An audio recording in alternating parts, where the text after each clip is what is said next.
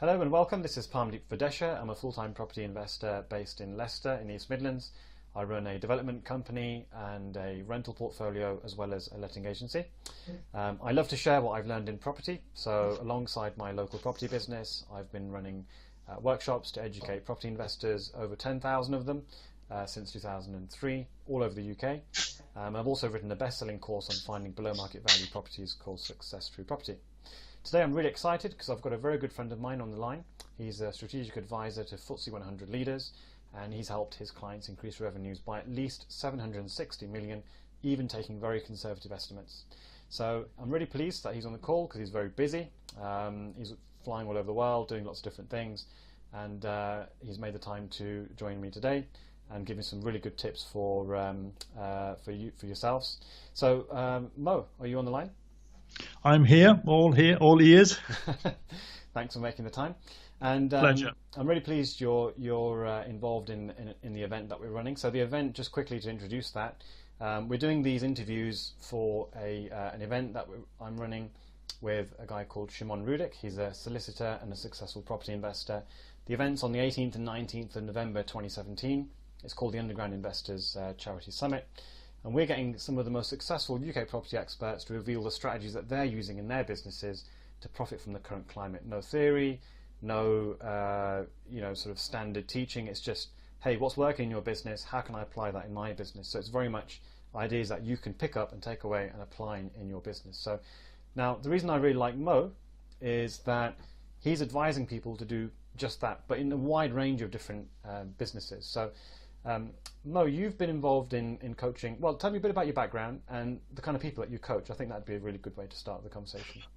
My prime target audiences are the FTSE 100 leaders, but I also got involved about 6-7 years ago with Lord Young and James Kahn, working with the startups, helping them to create mastermind groups, which they had never heard of, which I've been running for about 13-14 years in the UK.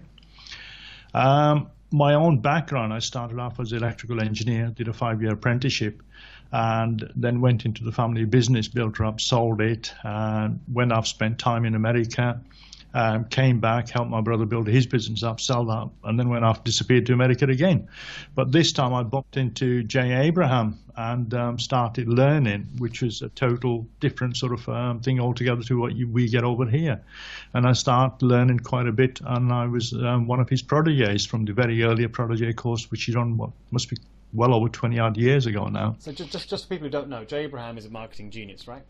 Oh, he's absolutely one of the top guys, where talk about joint ventures and things of that sort of nature. That guy invented literally most of what we do around the world nowadays. Do you know that I call you the Jay Abraham of the UK? No, I'm just a poor, humble person at the end of the day compared to Jay. Jay's the master without any hesitation. We're just sort of followers and grateful for his knowledge and expertise that we gained over the years. So tell me about the kind of the roadblocks. What holds a lot of people back? The people that you're coaching, or people that you come across, and they're running very successful businesses, or even people just starting businesses. The blockages are different at different sort of levels. If I'm working with the FTSE 100 leader, then their sort of blockages 9 times out of 10, it's what I call the hologram effect, that they're literally having to pose or pretend to be who they are based on their titles as opposed to being the real person, and getting found out for their inadequacies. Right. Startups again, and companies doing 30-50 million, again, different sort of mindsets. A lot of it really comes back down to having that confidence in yourself and having the right mindset for success and for growth. Businesses that are starting out, they struggle in the barriers around the 20 to 40,000. To get beyond that, it's again back to the mindset, lacking confidence because something happened to them in the past when they were probably younger, and they still hold that with them, and it's preventing them from moving forward. In reality, it's just a question of trying to find out and get to the bottom of it and show them the potentials. And most people, the biggest problem that they have is themselves. That's the biggest stumbling block. So then they need to learn to move out of their own damn bloody way and go forward. But I suppose if you've got somebody who hasn't had successful role models, let's say, in business or that type of thing, is it not natural that they would not feel they deserve to earn hundreds of thousands of pounds themselves? Is that kind of a roadblock that you'd expect to be there? In reality, there was some research carried out in a lot of the Western countries, with an exception to Germany, I think, with an exception, that there was close to 80% of the people, I mean, take the UK, for instance, that 80% of the UK people have got lack of confidence in their self and low self-esteem. Right. And half of those people don't even know they've got a problem. Where does it come from? Well, it's again stems from childhood. I mean, the moment we're told to, talk, and then we're told to shut up. The moment we're told to walk, we're then told to sit down. So forever in a day, whatever you try and do, you're told the opposite. And it takes a while then to clear out all that negativity in our heads, to turn that into positivity in what you're able and what you're capable. And a lot of people get confused between their abilities and their capabilities. And once you demonstrate to people what their abilities are, has nothing to do with their capabilities. So if I was to ask you, are you able to fly a plane? And, are you able to fly a plane? No? Okay, but are you capable if you're taught? I wouldn't know, maybe. Yeah, absolutely. So, most people look at their abilities and stop there. And they say, this is my toolbox, this is what I've got, and this is all I can do. Yeah. Instead of saying, hang on, can I go learn a new skill? Can I learn something different and become who I want to become? As opposed to saying, look, this is the cards that I've been dealt with, and that's all I can do, which I think is a very, very poor state of mind. Yeah. So can you give me maybe a couple of kind of case studies or clients that you've worked with where these kind of techniques have been used to get a really good result? It all depends on the sort of different levels. There isn't a problem with giving case studies, but really, where do I start? What is my audience? Who's my audience? Who am I talking to? So if we take the typical sort of scenario of a small business, I'll give you an example, and he's probably, I'm sure he'll listen to this. 5 years ago, I had a young entrepreneur approach me, and he wanted my time to mentor him. He kept sending me messages via LinkedIn, and I said, well, these are my fees. Unfortunately, he couldn't afford them. And he said, look, all I've got is £500. I'm happy to pay you that for an hour. And I said, well, you're not going to get it. He kept for 6 months consistently messaging me every month asking. So eventually I had a client who had actually paid for 2 hours but couldn't fly in.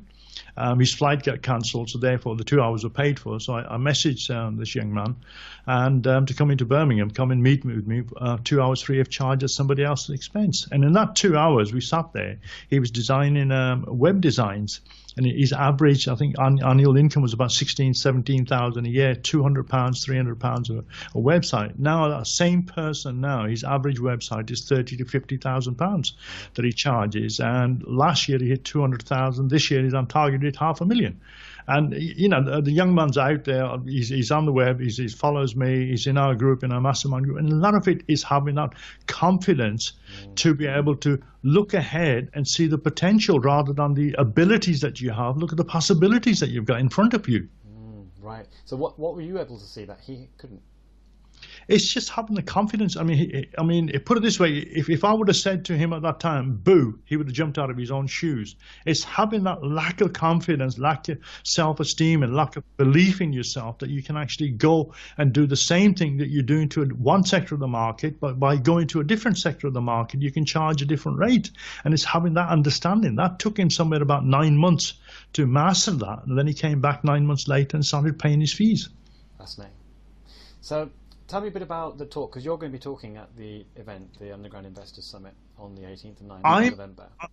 I'm going to give 100% proof live in front of everyone there of what their abilities versus their capabilities are. I will demonstrate to you live in front of everybody, and I will bring up a few volunteers onto the stage, and I will show you what their abilities are and what they're able to do.